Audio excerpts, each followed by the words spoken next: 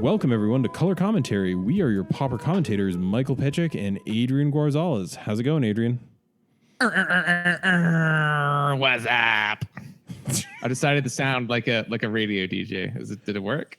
It worked, but that was probably the worst answer I've gotten to that question. I mean, you ask it every week. Every week I got to spice it up a little. I know. I feel like this one personally was a misfire, but I feel like listeners will enjoy it. Yeah. Tweet at us.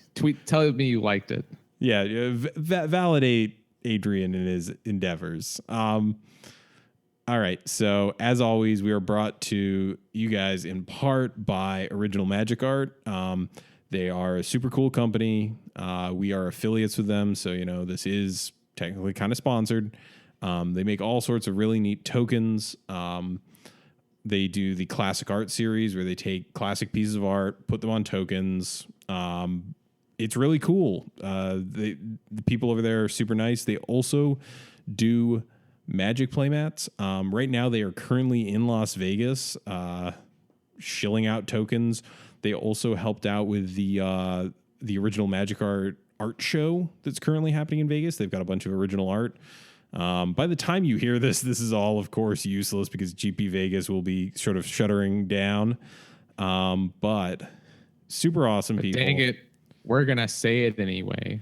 Yeah, I kind of committed to it and then realized that we've got a couple days lead time. But, if you want to shop there, if you want to pick up some really cool art tokens, personal favorite, there's a pauper collection of pauper relevant tokens. I'm also a big fan of certain pieces that I just like. For example, they've got a whole lot of tokens using Ernst Haeckel's art, and I happen to collect his art, so that's super cool. Lots of the old masters, really, really solid. Lots of original Magic art. They have currently, I believe their new one is a Hymn to Torok on playmats, dice bags, and I believe that's it, but I could be mistaken there. That said, if you go to Original Magic Art and check out their store and use the affiliate link, or the affiliate code rather, Commontary, spelled as it is in our name, you get 5% off. We get a little kickback. It helps the show, helps support us, helps get you a little bit of money off some really cool, flashy stuff for your game nights. I like it. I like it a lot. This sounds good.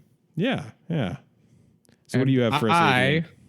We'll be bringing you another episode of the Adrian Show this Saturday.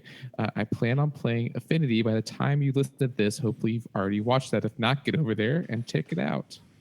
Yeah, get yourself hyped up for the Pauper Challenge this week. Yeah, I'm excited to see. I haven't seen you play Affinity in a while, and I'm excited to see it again. If you wanted to watch me play it recently, I did play it 1 week in the Pauperpalooza tournament, which I am the champion of. I would like to remind everyone. Yeah, I was going to say, never letting that one go, are you, buddy? No, it's really the only claim to fame I have. So I will have to milk it for all of it's worth. The book deal comes out next month. So good stuff all around. Thank you, Aaron Kane, by the way. I look forward to that, or rather, you should have watched it already, but I'll be making those every week. Yeah, and that's awesome. We can always use more content in this community. Lastly, we are on Patreon. Patreon is a way to support your favorite artists who create weekly or episodic content. You can choose how much to donate per week or per episode rather, and you can also set monthly caps. So if you want to donate a certain amount per episode, but in the off chance that it's a month where we have 5 episodes out, you don't want to get charged more than you would usually, you can totally do that. We appreciate it a bunch. Patrons get access to the episodes a little bit early in an unedited form. There's about 10 minutes on either end of the show where we just kind of talk about whatever, Magic related or otherwise. But if you support us there, super appreciated. All I heard was that we could theoretically make a video every single day. Yeah. I mean, an episode. Oh God, we would burn out so quickly. I remember the time we tried to record 3 in one afternoon, and by the end of it, my body would hurt. It was not an easy day. No, it was not. All right, but that pretty much covers all of our, upkeep stuff. Let's move into our topic. And this week, I kind of wanted to do a look back and a look forward. We're hitting about the midway point in the year. I know this because both my birthday and Adrian's birthday are coming up, and I happen to be born very, very close to the summer solstice. And that means we're about halfway through the year. So also, it's June, and that's the 6th month, Mike. Okay, fair. Also a good way to keep track of time, but I was trying to throw some fun facts about us as human beings in there. I mean, okay, it is. This comes out on Sunday. My birthday is on the Friday, and your birthday is next week. Is that correct? Yeah, it is. Also my anniversary, because I got married 2 days before my birthday, so that way I don't have to remember either of those dates anymore independently. My dad got married on his birthday for this very reason. So do not feel bad. Yeah, no, it just keeps the keeping track of stuff a little bit easier for me. Yeah. But it's time to review where we've been. So let's look at first the sets we've gotten so far this year. We've gotten Aether Revolt, which was the spring set. Modern Masters 3, the first of 2 Masters sets we get this year. And then we got Amonkhet recently as our summer set. And Pauper's changed a decent amount since the beginning of this year. But let's go. Yeah, the format does not look the same. No, it is very different. If you told anyone last year, oh yeah, next year, Mono Blue Delver is not going to be played pretty much ever, I have a feeling most people would probably laugh and tell you there's no way that's happening. But they'll be like, what are they going to do? Put red in it? Yeah, what are you going to do? Put another color in there? Jeez, don't you guys know anything? I mean, to be fair, we probably would have been those people laughing at someone telling us that. And Mike, I did not catch this before just now. I do also want to mention that we did get the conspiracy cards recently, the build your own cube. Yes, we did for Moto. We did get some stuff released to Moto exclusively that was already available in paper, but now has online playability as well. But let's go release by release. So first we had Aether Revolt, which was the second half of the Kaladesh block and introduced the improvise mechanic, gave us some more of the vehicles, and generally was not very good for our format. No. In fact, we only got a handful of cards. Not even. You could count on like one hand the number of cards that you might see play from that set. Yeah. So before in the pre-show, you informed me of the big one that has seen multiple 5-0s. So why don't you tell us what that one is? It's Metallic Rebuke, which is a not very good counterspell. I was telling Mike before the show, I actually don't know if it's actually that good. It's U2 improvise counter target spell unless it's controller pays 3. But so Affinity is running this card, but I just don't know if counter spells are really a place Affinity wants to be at, even if you're trying to go in on the fling combo. Yeah, it's definitely the deck best poised to make use of it because the improvise mechanic obviously rewards you having a density of artifacts in your deck, and specifically ones that don't necessarily tap for mana. Kind of the big thing with improvise is it was fixed affinity, right? Like you can't abuse it with artifact lands. It requires tapping. It doesn't really let you cheat mana that much. But my big thing with it, and I guess you could use it for other stuff, right? It's basically mana leak, but like in this spot, I'm okay with the spell. I want to protect fling. That's really what a counterspell would do in an affinity deck, in my opinion. And I just don't really see the value, I guess. But I mean, it's 5-0, so people obviously do. I mean, obviously, it's a deck with a low land count, and that is always one of its sort of soft spots. Is that 1 mana really that crucial versus mana leak? Yes. I would say so. Yes. When mana leak is relevant, and that's the other thing. Dispel is relevant all the time. When mana leak is a relevant card in the game, I feel like Affinity is still tapping out most of its turns. Yeah, I don't know. It just feels like Affinity is a deck that doesn't want to be as responsive. It wants to be more proactive in its strategy. And exactly. You'd rather remove a threat after it's resolved and, have Dispel for backup when your opponent has counter spells in the deck, I feel. But I don't know. It's kind of a weird one. It's clearly working, and maybe we're both missing something here. Like, I guess one of the coolest things you could do with it is if you're playing the full 4 Flare Husks, those kind of count as a free mana towards it because it's an equipment. That's true. All right, I can see that. And like you can tap your extra Springleaf drums to help cast it. So like there are cases where you're not just convoking this out basically. But I don't know. I don't really see it. The other thing that went 5-0 only managed to do it once. It was Implement of Combustion, which is actually allow me to pull up Implement of Combustion because I've completely forgotten it. It's a 2-mana artifact. Okay. It's a 2-mana artifact. It is red in its color identity, and I'm pulling it up as we speak. Actually, it's a 1-mana artifact. Oh. YOLO. But for red, you sacrifice it. It pings a player for 1 mana. When it is put into a graveyard from the battlefield, draw a card. So it's slow needle drop. Yeah, this was played in Burn because it has the words draw a card, and sometimes people get a little desperate for the card draw in those mono red decks. And it does certainly have the words draw a card and deal damage to target player. So it kind of fits into the game plan. As far as I saw, I only saw one list 5-0 with this, and it didn't really seem like that big of a get for the deck. Yeah.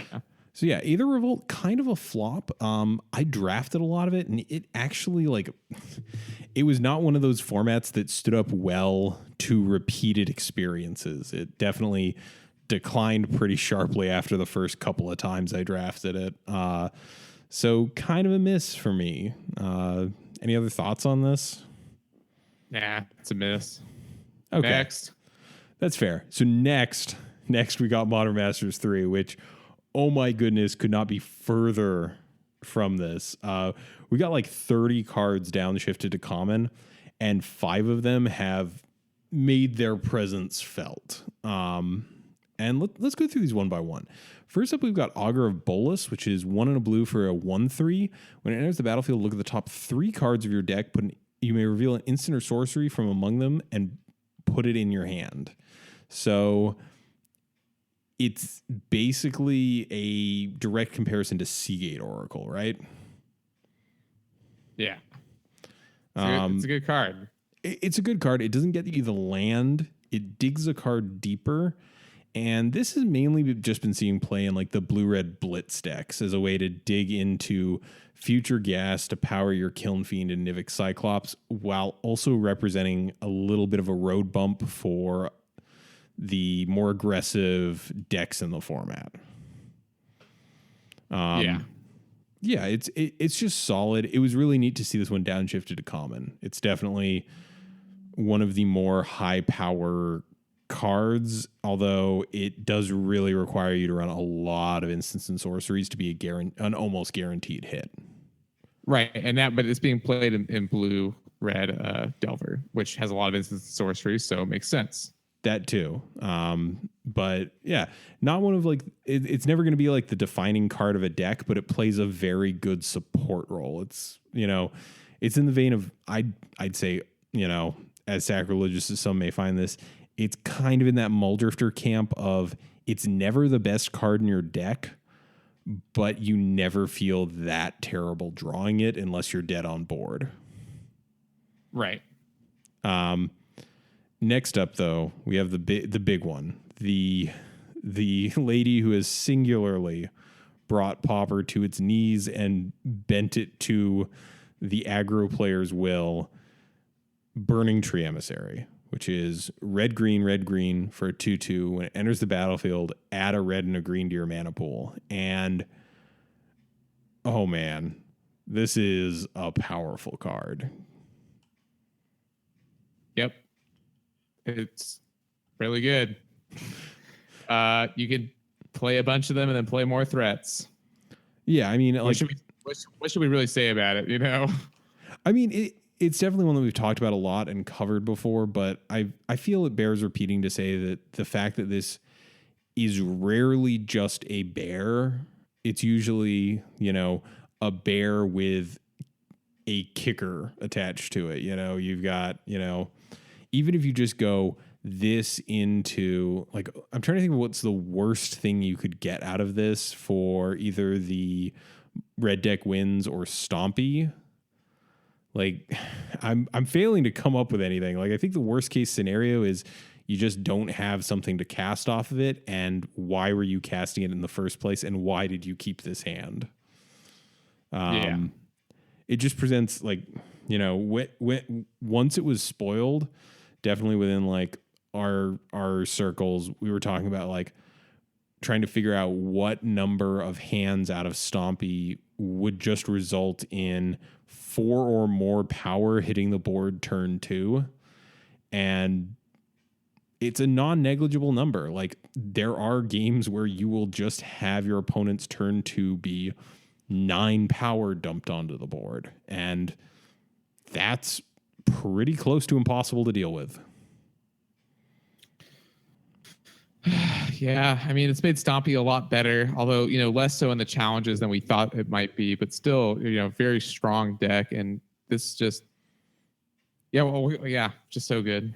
I mean, I think with the challenges, it's more the fact that the early rounds are tougher for these aggro decks because they'll run into, sort of the tier 2 decks of the world that do a very good job of presenting a very long game to the opponent. Like, right. I agree with you. I think Stompy is less good against the tier 2 decks. It's weird because it is very much a tier 1 deck, but as soon as like against Tortured Existence, if they manage to stick a Tortured Existence, what do you do? Yeah, I mean, pre-board. Post-board, you might. Post-board, you bring in your natural states and your gleeful sabotages if you're running them, but there's not really that much that you can do if they can just loop a 2x creature. That's all they need to do, really. And they'll eventually find some sort of life gain and hopefully get out of reach in their mind. So I think it's just the fact that you're facing off against a wider field over a larger number of rounds that limits Stompy's overall effect on the metagame when it comes to challenges. There's also red deck wins, which does not have sort of the finishing power. Losing Rancor is kind of a big deal, but deck still does decently. Definitely puts in its 5-0s every now and then. Yeah. Next up, we've got Dinrova Horror. The new control finisher. Yeah. So Dinrova Horror is actually a creature with one of my favorite cards of all time stapled onto it. Dinrova Horror is 4, a black and a blue for a 4/4. When it enters the battlefield, return target permanent to its owner's hand. That player discards a card. So this is a 4/4 with recoil stapled onto it. And it's one heck of a card. Yeah, I mean, Tron is basically using it as a win condition to basically capsize their opponent out of the game. But this capsize makes you lose it forever. So, yeah, it definitely at 6 mana. One of the issues with recoil is, if you cast that on curve, you're often, bouncing something relevant and getting something less relevant out of their hand. It plays a little bit more like Vapor Snag. By the time you're at 6 mana, you're generally bouncing stuff into an opponent with few options in hand, and you're probably getting a real card versus, your opponent going, well, I could probably live without this extra land in my hand. Sure.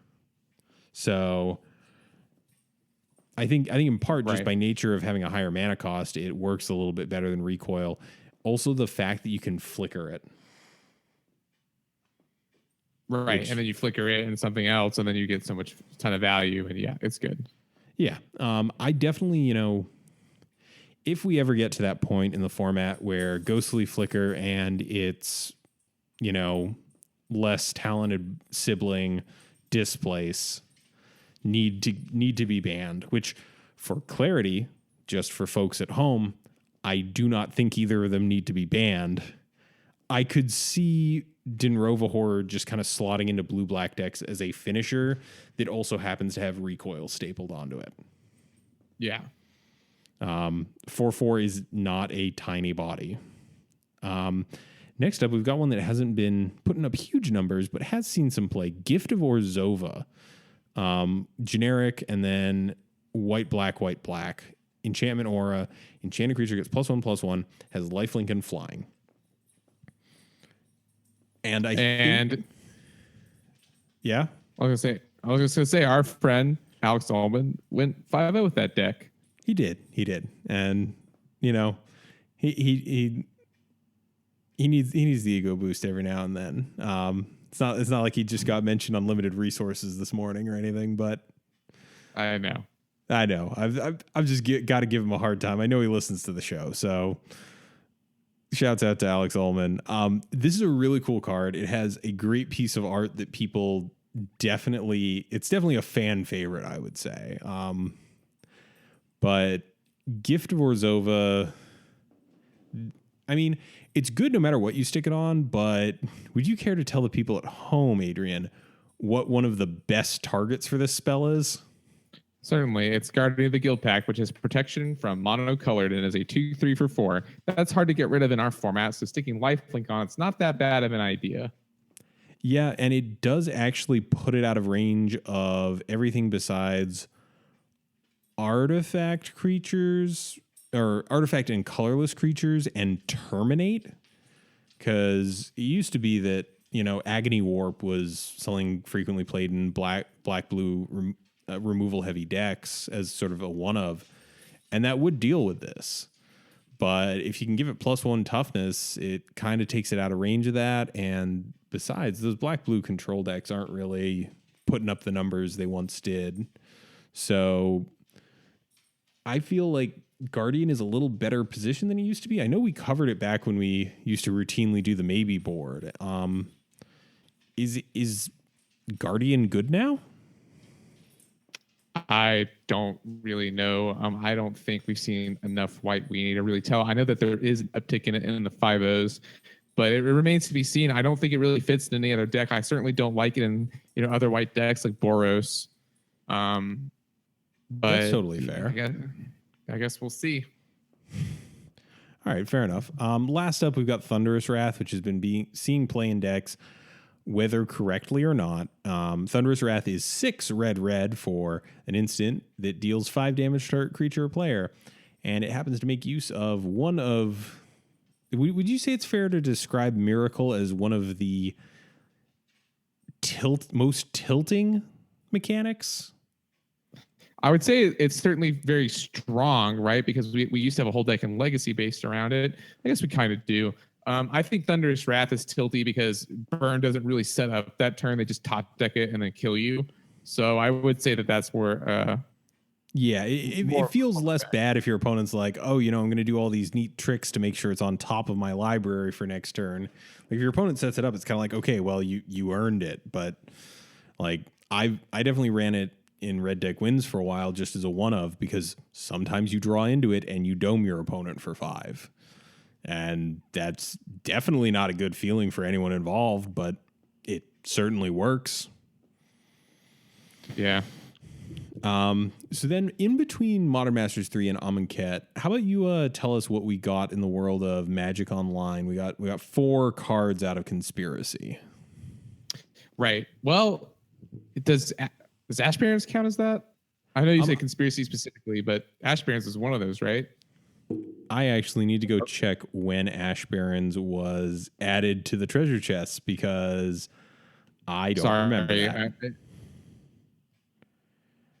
You're probably just the 4 Conspiracy cards. Well, I'll start talking about the conspiracy cards. The first two are Thorn of the Black Rose and Palace Sentinels. One's black, one's white. They both cost 4.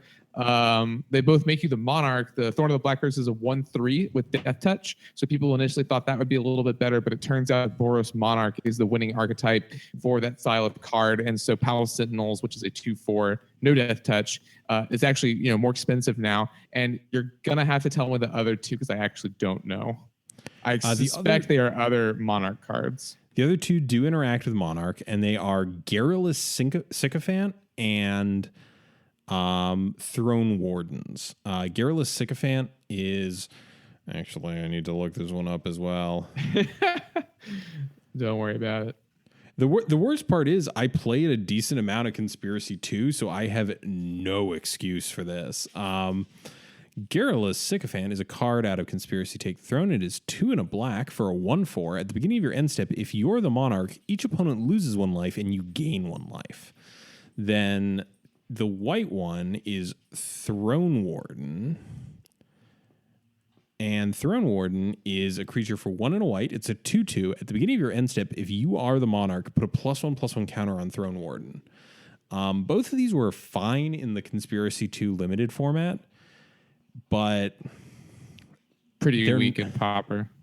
Yeah, they're just like, they're not really at their best. Like Throne Warden is a bear that will sometimes get bigger as it goes, whereas, Palace Sentinels is a one-sided howling mine sometimes. So, +1/+1 counter, drawing a card every turn. I don't know. One of those might be more powerful. Yeah, for real. But, we still are missing a couple of the Monarch cards that were released at Common, which is a little weird to me that we didn't get all of them. But as you mentioned, Palace Sentinels, big splashes. People have definitely played Thorn of the Black Rose. What the future holds for these, I don't know. Like Monarch is a very powerful mechanic. It shows up literally today in the Legacy GP at GP Vegas. There is someone on the floor playing Soldier Tribal, which happens to star a Monarch card because it's just a really powerful mechanic. Do you think the reason Palace Sentinels is seeing so much more play is just the fact that it has a better shell, or do you think it's actually a better card in general? I think it's just a better shell. Honestly, I think that the Boros deck just fits that card a lot better because it has the removal to back it up and the creatures to control the board, whereas the black decks don't. And I was going to say blue-black. I guess you could play it in mono-black control, but that deck's definitely seen better days. And, obviously the addition of that other card hasn't, created its own sub-archetype, whereas we can see that at play with the Boros Monarch list. Yeah. I think another part of it is, we are shifting towards more red removal in the format, and more specifically, more instant red removal.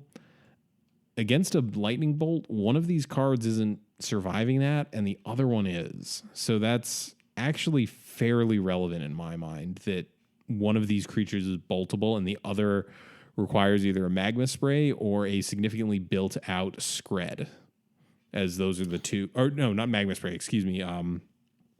What's the card I'm thinking of here? Flame Slash. Yeah, that one. But I don't know. These were interesting additions. Do you happen to know about the other Monarch cards? Because no.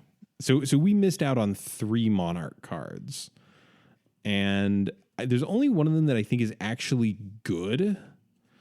We missed out on the blue, red, and green commons that interact with the Monarch ability.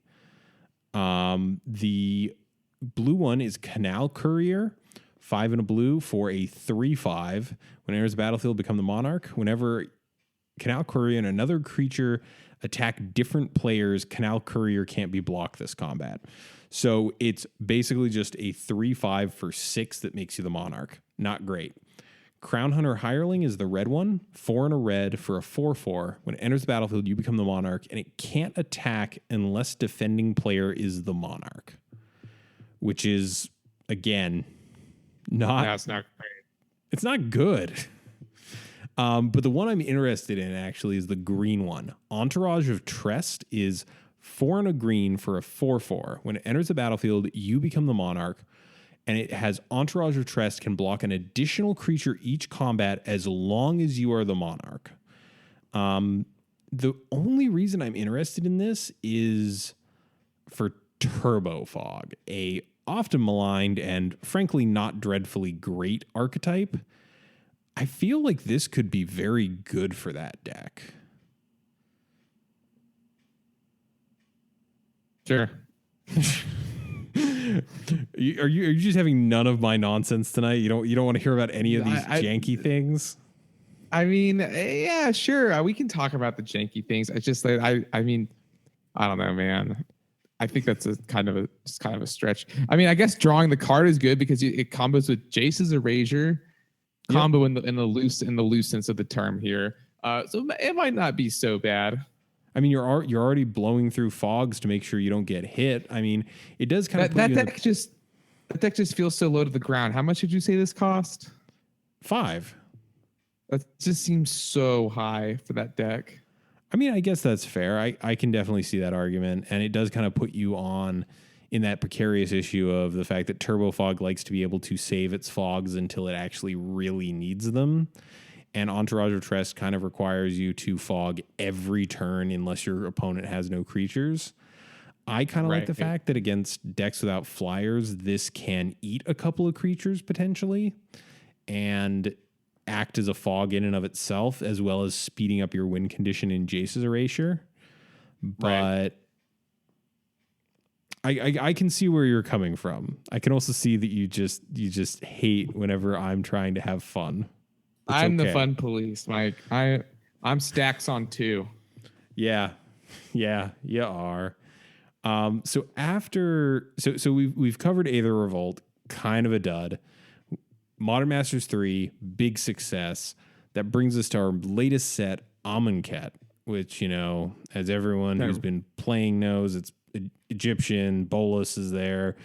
I personally really like the setting. Do you want to walk us through some of the stuff that's been seeing play from this set? Yeah, sure. First off, we have Benefaction of Ronus. I actually have to pull up Gather for some of these, including Benefaction of Ronus. I know kind of what it does. Yeah, that's fair. I think we covered it like 2 weeks ago on the show. Yeah. So it's a 3-mana sorcery, 2 and a green. Reveal the top 5 cards of your library. You may put a creature card or an enchantment from among them into your hand. Put the rest into your graveyard. So really, we were talking about it, I think, because of the Midnight Gone list, where you could find both Midnight Guard and Presence of Gone. The other comparable effect is Commune with the Gods, but that only finds you a creature or an enchantment. So we have that for the self-mill grabby strategies like that. After that, we have Bloodlust Insider. And I don't recall seeing this one in a list, but I believe you, Mike. It is R for a 1/1. Tap target creature gets haste until end of turn. What was playing this? Red deck wins? This showed up in someone's kind of wacky looking, what was it? Blue-Red Blitz. That was running this, and it was also running Goblin Chiridian. I mean, why would you run this over? There was that cycle at a Shadowmoor where it was a cycle of enchantments. You put them on a creature, you drew a card, and there was a red one that saw play in that Jeskai Ascendancy deck. And the name is right on the tip of my tongue. Are you sure they're enchantments? Is it? Maybe they're not enchantments. I think you're thinking of Crimson Wisps, the red selling gains haste until end of turn draw card. Yeah. That's not an enchantment. That's like a instant. I think it's an instant. It is an instant. Why are you not playing this card?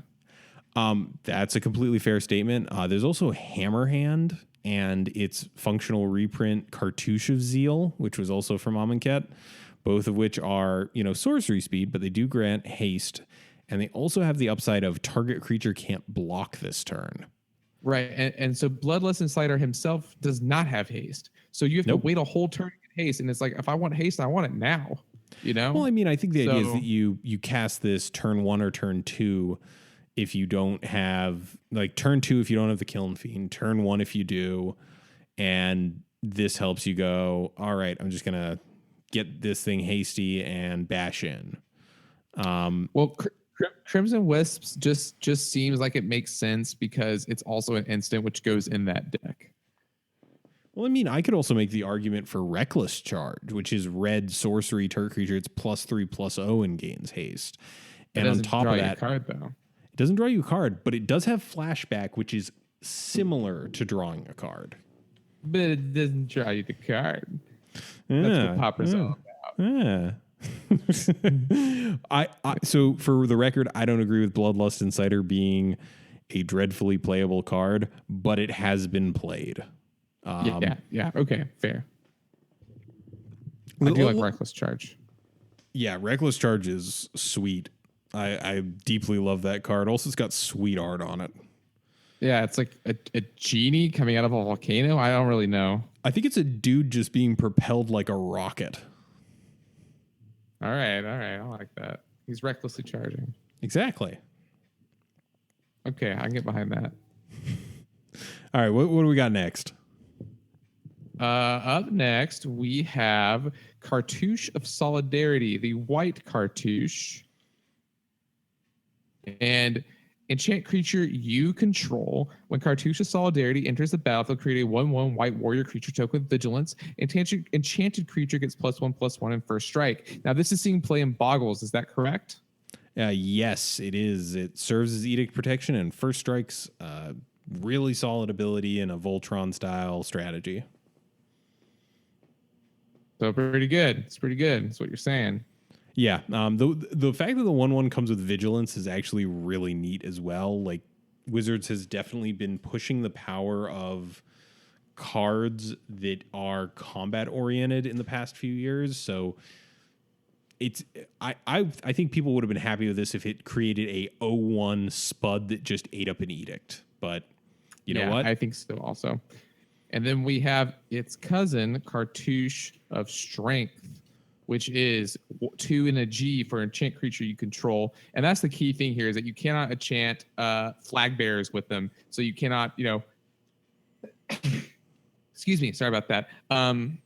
You don't have to target your opponent's standard bearers with these, which is why they're good. And this is you can have the creatures fight when it enters the battlefield, and the creature gets +1/+1 and has trample. So it's excellent if you already have some sort of life gain strategy on your creature, and then you fight, you gain a bunch of life, and then you attack. It also lets you clear the way if there is a standard bearer in play, because you can fight that standard bearer and get rid of it. Right, which is a premium for Boggles. Yeah, because that is up there with Gorilla Shaman in terms of the just really, really powerful hoser cards that come out of the sideboard. One of the things I've seen this compared to is actually Hunt the Weak, which is a sorcery, 3 and a green, put a +1/+1 counter on target creature you control. Then that creature fights target creature you don't control. So it's a mana cheaper. It is an aura, so you can remove the pump, but it does also grant trample. So I really have enjoyed. I've played a bit of Amonkhet Limited. The Cartouche of Strength is really good. Also note, the fighting is optional. So if you're not going to win a fight, you can still cast this just to get your thing a little bit bigger and grant it trample. Right. And then up next on our list, we have Forsake the Wardly, 2 and a white for an instant, exile target artifact or enchantment, cycling 2. Yeah. This is definitely one of those cards where, like, what do you say about it? It's just fine. What played this? It was a sideboard card. I forget exactly what list was playing it. I want to say that it was a Kuldotha deck, like the tokens. I feel like there are better answers than this. Like, I kind of like Rare Revelation better. I guess this is for, it's both white. Yeah, by both I mean Ancient Grudge.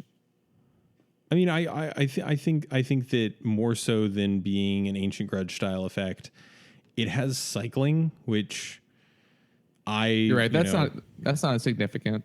Yeah, like the fact that you can, if you side this in against let's say you run into teachings in a queue and you happen to need to remove their Curse of the Bloody Tome, and they don't wind up seeing it, and you could potentially draw into something that gets you the win. It is actually pretty decent there. Like, it does have that utility. I've been loving this. This went straight into my peasant cube. Since I've now started playing Commander with friends, it goes into pretty much any white Commander deck. It just has that added level of utility that isn't always necessary, but when it is really nice to have. Also, I checked. It has shown up in a Pauper League 5.0 as well as a Pauper Challenge, both in black-white Pestilence decks. So that's cool. Nice. That's pretty cool. Yeah, so Amonkhet was really solid for my Peasant Cube. There were a lot of things that I picked up from this set. Wasn't groundbreaking for Pauper, but did certainly shore up some archetypes in kind of unexpected ways. I think the cartouches as a cycle were very powerful. Yeah, I agree.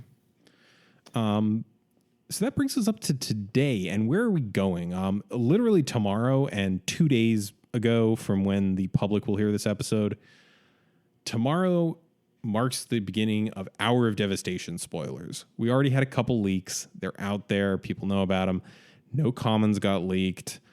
The set looks really interesting. I'm not a huge Vorthos guy, but the storyline looks kind of cool. It looks like Bolus has shown up and decided, might be time to get rid of Amonkhet as a whole.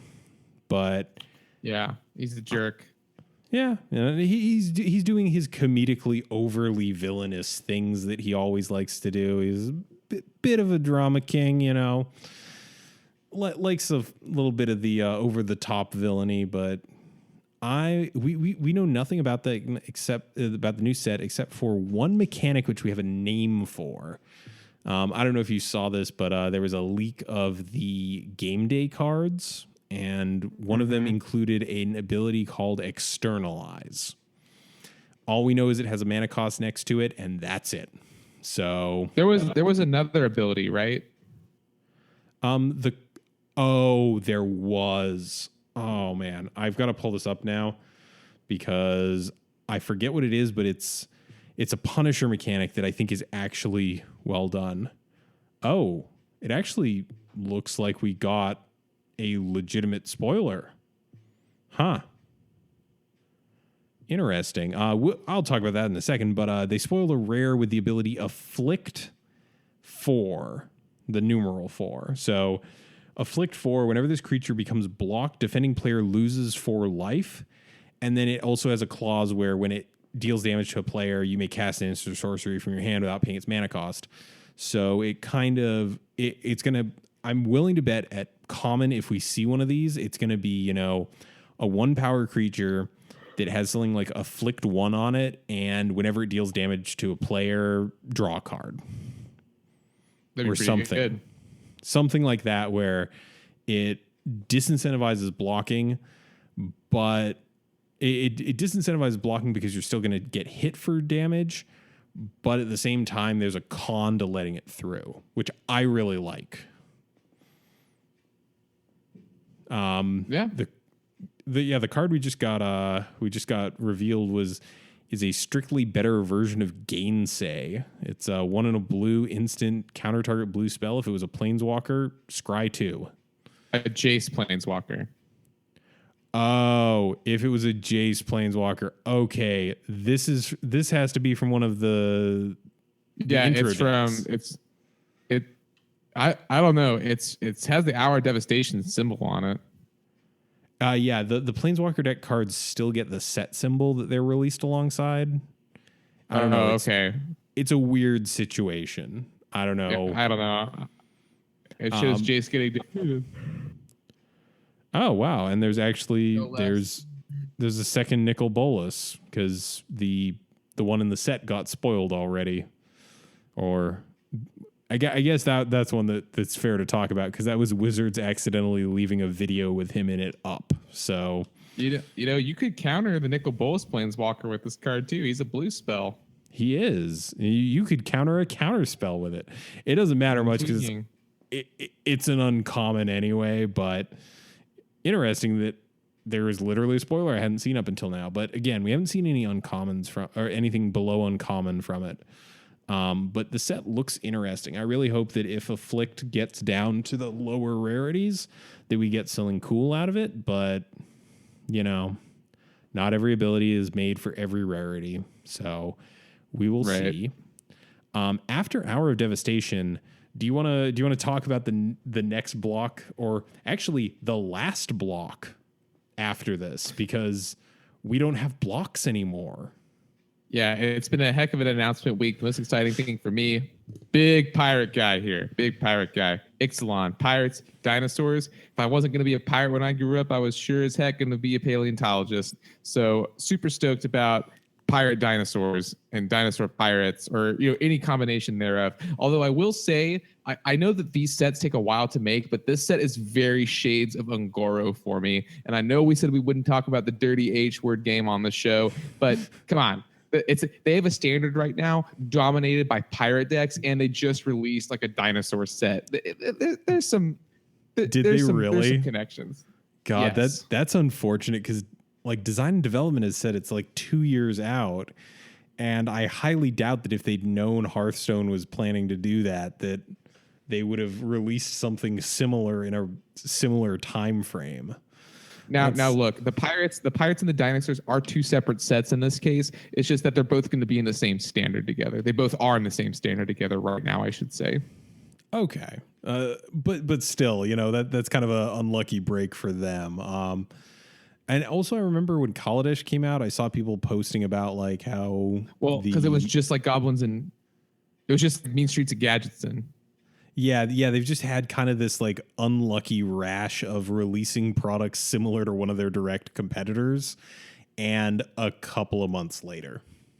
Yeah, well, I mean, I guess Mean Streets kind of has a gangster angle, but Gadgetzan's like a steampunk style city in Warcraft. Yeah, it's I don't want to tinfoil hat this one too much because that's silliness, but it definitely does take a little bit of wind out of their sails. That said, Vraska's back. Vraska's Pirates. A pirate. Yeah. Do you think she wears 2 eye patches so that she doesn't turn her whole crew to stone? I don't know what the deal is because the key art of her definitely shows her like around non-Gorgons. So I don't know enough about Vorthosi lore to say how the Gorgons on the plane of Ravnica work. Like, I don't know if they like can turn off the turn people into stone gaze, but I guess that's how it's going to work. That said, I do want to just leave you and our fans with the mental image of a Gorgon with all the snake hairs wearing tiny eye patches on them. I deeply appreciate that. I got to tell you something, Mike. You're not going to like it.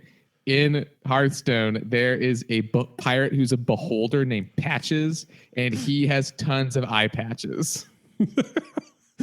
Oh, man. I just need to pay attention to Hearthstone, even though I don't play it. So I just stop making jokes about what I'm assuming is likely semi-Hearthstone meme territory? ? Sure.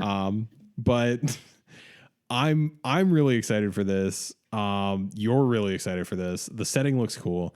There was a leak of cards today. I really personally don't want to talk about it just because it's very gray area right now. It was the rare sheet got leaked, so it doesn't even apply to us anyway. But from what I saw, the set actually looks pretty good. That's kind of my piece on that.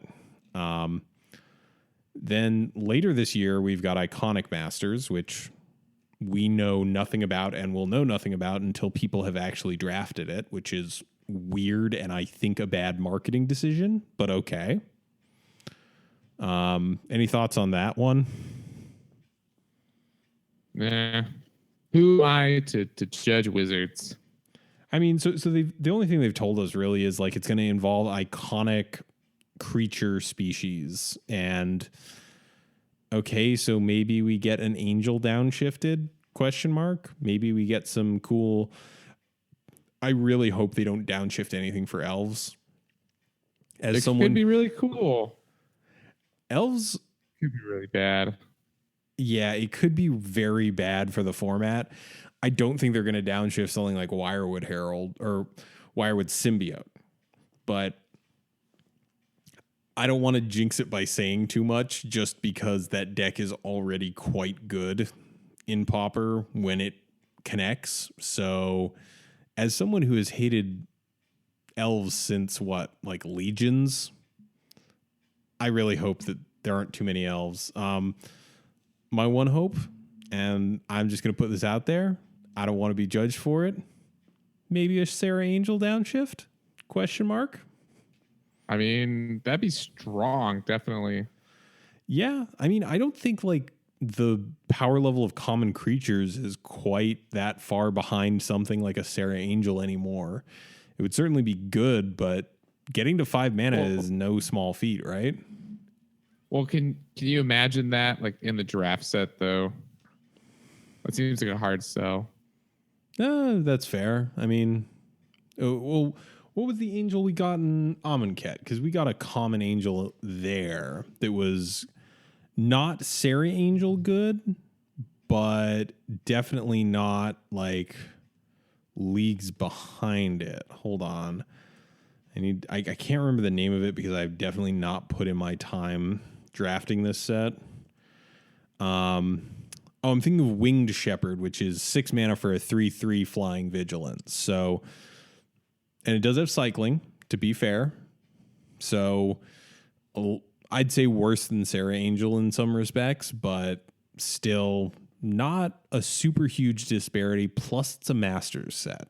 So just tossing it out there, not saying anything for sure, but, if it happens, I told all of you and I was right all the time.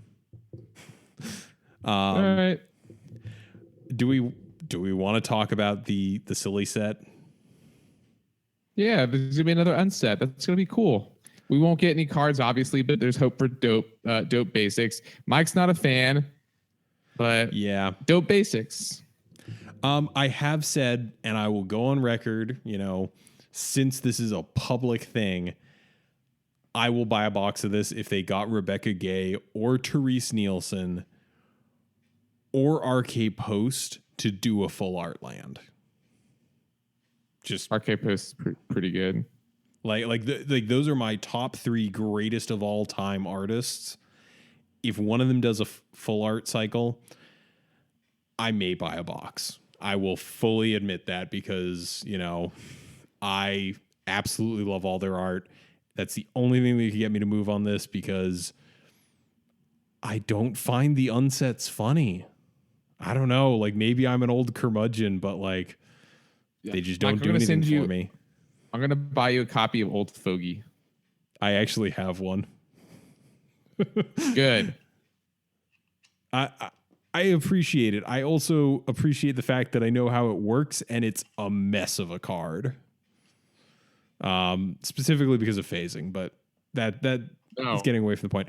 I will say I'm happy for Mark Rosewater because he's been working on this for almost 7 years. So good on him for finally getting his dream to come true.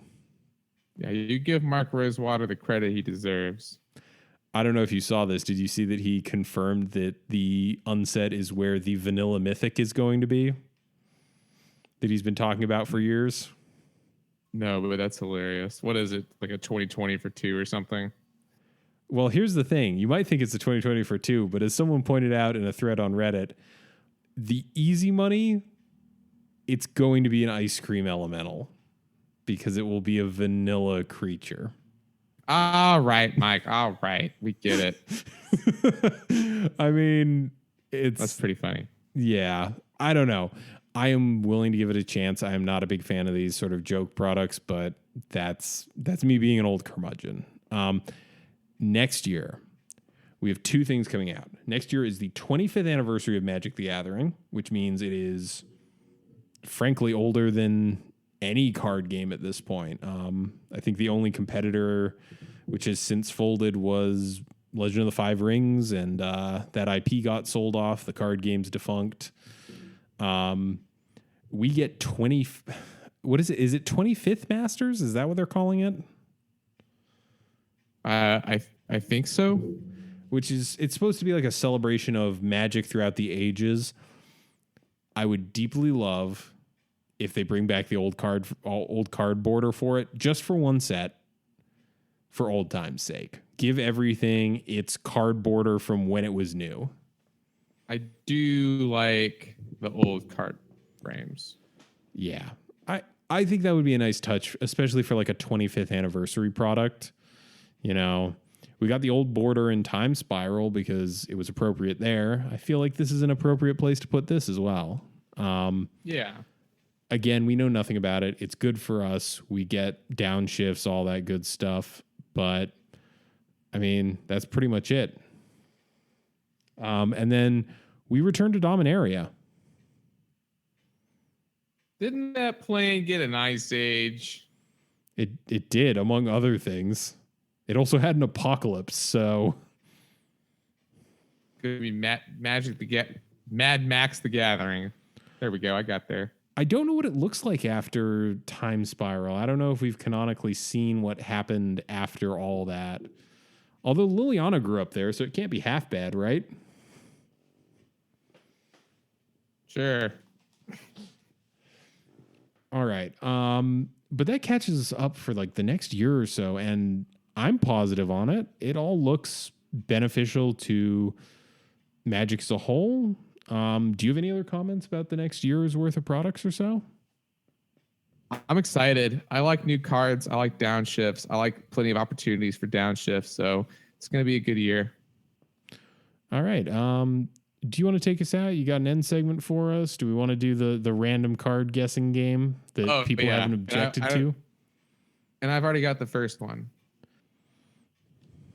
All right. So our first card is a 4-mana 2 UB legendary creature human wizard from Ravnica, City of Guilds. Whenever you cast a blue spell, exile the top card of your target library. I know this. It's Circu Demir Lobotomist. Yes. Good job. All right. The legendary thing gave away. Here's a gimme. 1 and a white. Target creature gets +2/+2 and gains flying until end of turn. Instant. Mighty Leap? Art. Yes. Okay. Come on. Well, all right. Let's get a tough one. Enchantment. 1 white. As blank enters the battlefield, choose a color.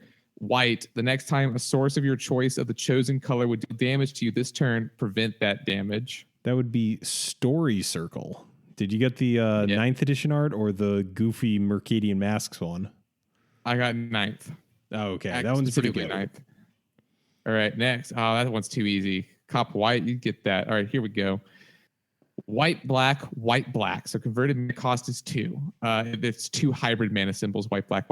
Okay. Creature, human wizard. 2, white. Target player gains 1 life. 2, black. Each player loses 1 life. Originally printed in Guild Pact. This would be Orzhov Guildmage. Yes. Come on. All right, we'll give me a real spicy one. I'm hitting random card. GGG. Creature Elemental. Trample Haste. At the beginning of the end step, sacrifice blank. 6/1. Oh. Planar Chaos. It's shifted. Crap. I know this one. I know that it's shifted from Ball Lightning. God. Oh, it's on the tip of my tongue. I can see the art and I'm like pretty. It starts with the G. It starts with Groundbreaker. Yes. All right. Okay. I'm gonna keep it. I'm gonna hit random card till I find a hard one. Frankly, all this segment serves to do is just remind me how many Magic cards I know and make me sad about things I don't remember from my personal life. All right, here we go. No, you'll know this one. This is a cycle. Okay. All right, here we go. Black Blue 3. Legendary creature, human wizard. You might think it's from Ravnica, do you? No, it's from Legends. Oh, no. X, tap. Choose a card name. Target opponent reveals X cards at random from his or her hand. Then that player discards all cards with that name revealed this way. Activate this ability only during your turn. It's and Nebuchadnezzar. It is... No, I was going to say it's a biblical reference. All right. One more. I'm going to keep hitting refresh. You're going to know this one. Well, this one's too boring. All right, here we go. W1. It's a W card. 1/1. Creature, human scout. Flanking. You know?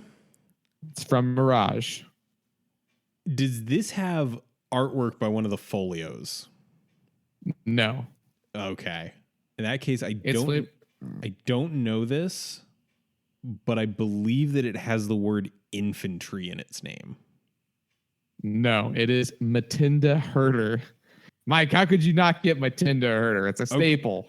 That's a fair one. You stumped me. I feel like the more text there is on these cards, the easier they are to guess. Yeah, I agree with you because you didn't get Moss Monster. It's like just a random G36, you know? Yeah. Some folks in our group chat got upset about that one. Here's one from Legends. You won't get this one. 1 and a green for a 2/2 creature ape. Okay. It's a grizzly bear, but it's actually an ape. And actually, the artwork is pretty dope. I might run this over Grizzly Bear Day of the Week. Is it Barbary apes? Yes. See, this is what I'm telling you. It's this game is just weird because I know all these things because I've seen so many Magic cards, and it just makes me sad that I don't remember some of my birthdays. Yeah. Trade-off. All right, I'll take us out of the show. Sounds good. Thanks for joining us today. This podcast is brought to you by the support of our patrons. Considering supporting us if you like the show. Check below this video or the description of this podcast for details on where to find us. We'd like to remind you for listening to this on a platform with reviews. They're always appreciated because they boost our visibility. If you got a deck list or an idea for a topic, feel free to contact us either via our website or by emailing us directly at colorcommentary@gmail.com. Special thanks to Pat's Games and L. So next week, this is Adrian and Mike, and we are signing off for Color Commentary.